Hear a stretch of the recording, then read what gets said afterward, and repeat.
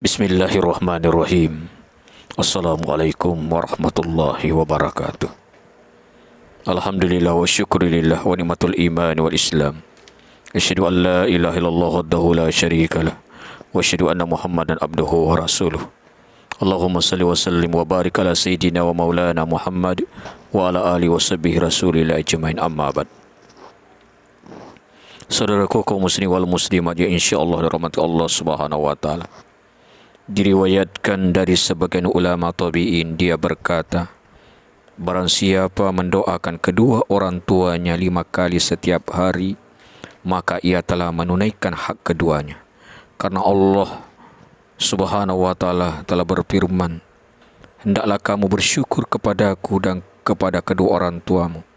Bersyukur kepada Allah itu dengan mengerjakan solat 5 kali setiap hari, dan bersyukur kepada kedua orang tua adalah dengan mendoakan keduanya 5 kali setiap hari.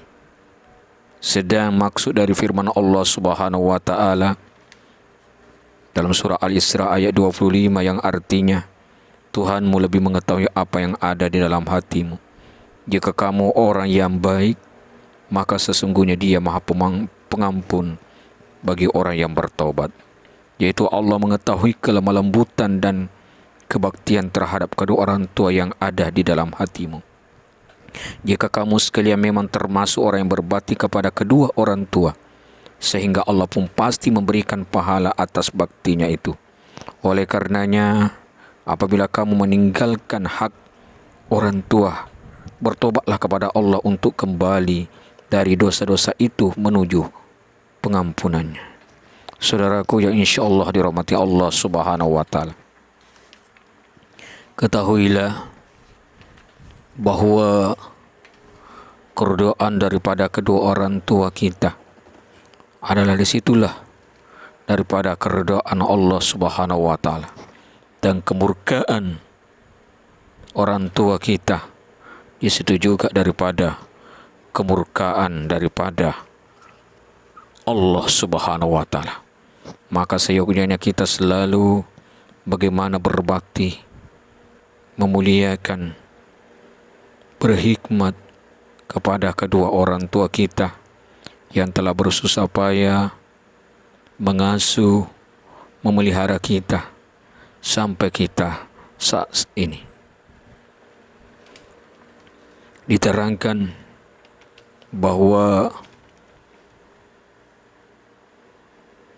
orang tua itu mempunyai 10 hak yang harus dipenuhi anaknya, yaitu yang pertama, apabila orang tua membutuhkan makanan, maka anaknya harus memberikan makanan kepadanya.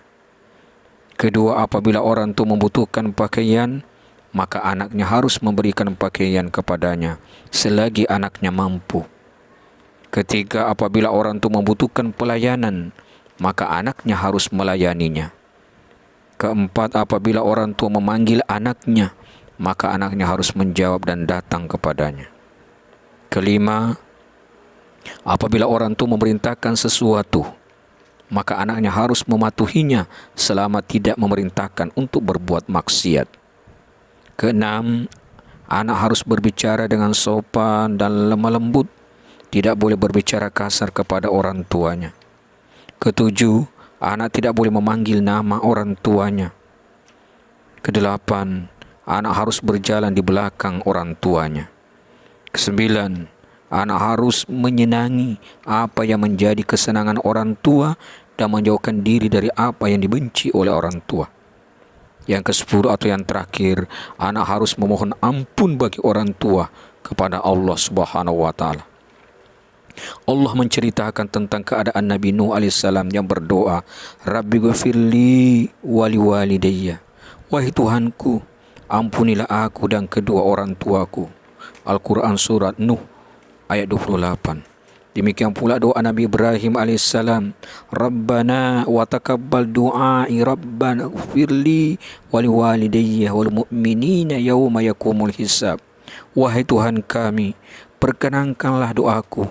Wahai Tuhan kami, berilah ampunan bagiku dan bagi kedua orang tuaku, serta segenap orang-orang yang beriman pada hari terjadi hisab. Al-Quran surah Ibrahim ayat 40 sampai ayat 41.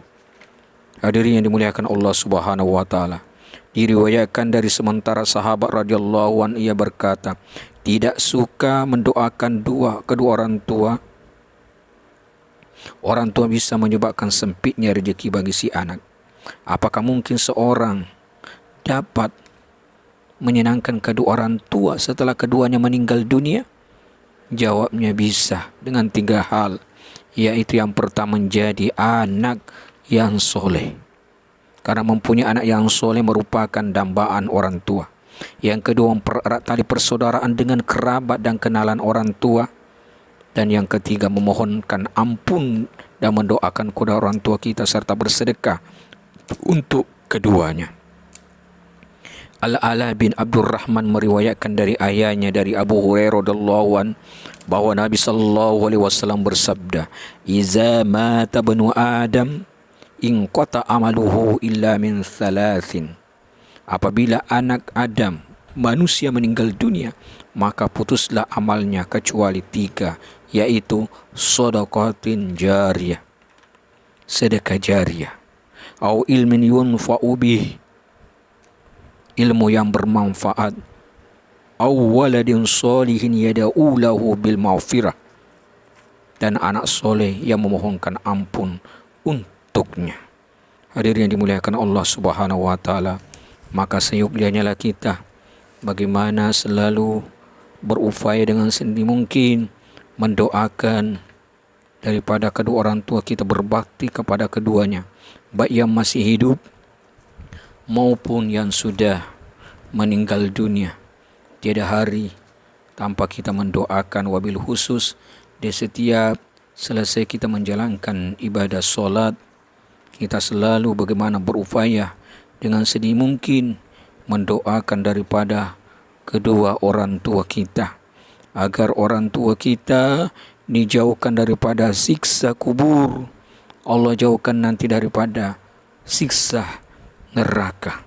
Dan kita berdoa kepada Allah Subhanahu wa taala, bagaimana orang tua kita diharamkan jasadnya tersentuh daripada api neraka dan masuk surga daripada surga Allah tanpa hisab, sehingga kita menjadi anak-anak yang betul berguna, bermanfaat bagi di dunia ini, dan di akhirat nanti pun kita bisa bersama kepada kedua orang tua kita. Bagaimana kita memuliakan kedua orang tua kita sehingga kita bersama kedua orang tua kita nanti di dalam surga Allah Subhanahu wa taala. Annal jannata tahta aqdamil ummahat, bahwa surga berada di bawah telapak kaki para ibu.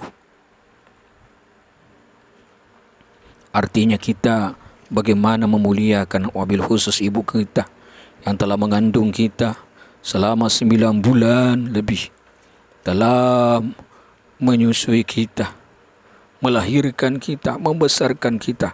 Begitu mulianya daripada ibu kita. Namun bukan berarti walaupun bapa kita tidak melahirkan kita, tidak mengandung kita, namun juga kita tidak boleh melupakannya. Semuanya adalah kedua orang tua kita. Wajib berbakti kepada kedua orang tua kita, bapak kita, ibu kita, semuanya kita harus muliakan. Demikian hadirin muliakan Allah Subhanahu wa taala. Mudah-mudahan daripada tausiah singkat ini bermanfaat buat kita semuanya dan kita menjadi anak yang soleh solehah. Mari kita berdoa dan doakan kedua orang tua kita. Allahumma ghfir lana dzunubana wal walidina warhamhuma kama rabbayana shighara wal jami'il muslimin wal muslimat wal mu'minina wal mu'minat innaka sami'un qarib mujibud da'wat iyyaka dil hajat. Allahumma ya Allah ya Tuhan, Kau ampunilah segala dosa-dosa kami dan dosa-dosa kedua orang tua kami ya Allah. Sayangilah mereka ya Allah sebagaimana ia telah menyayangi kami di kala kecil. Rabbana atina fid dunya hasanah wa fil akhirati hasanah wa qina azabannar. Wa jannata mal abrar ya aziz ya ghafar rabbal alamin. Wa sallallahu ala sayyidina Muhammadin nabi ummi wa ala alihi washabihi wa baraka wa sallam. Subhana rabbika rabbil izzati amma yasifun wa salamun alal mursalin walhamdulillahi rabbil alamin.